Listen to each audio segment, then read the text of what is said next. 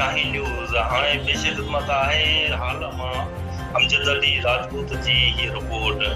New Saidabad सावणी जे वनकारी मुहिम plant for Pakistan जे सिलसिले में अॼु न्यू सईदाबाद में range forester officer Mukesh Kumar civil society new Saidabad जे अॻुवाणनि अब्दुल वाहिद उमरानी बकार लाखो ऐं ॿियनि वण लगाए वनकारी मुहिम जो इफ्तिताह कयो। इन मौके ते सिविल सोसाइटी न्यू सईदाबाद जे अॻुवाणनि ऐं शहरियुनि पिणु शिरकत कई। इन मौके ते तकरीब खे ख़िताब कंदे range forester officer Mukesh Kumar चयो त वनकारीअ सां माहौल ते बहितर असर पवंदा ऐं आलूदगीअ खे ख़त्म करण में पिणु मदद मिलंदी। इन चयो त माहौल खे साफ़ सुथरो रखणु असां सभिनी जो अवलीन फ़र्ज़ ऐं ज़िमेवारी आहे। जॾहिं त तइलके जे समूरनि सरकारी इदारनि में वणकारी कई वेंदी, जॾहिं त 2500 खां वधीक चकियूं शहरियुनि ऐं शागिर्दनि में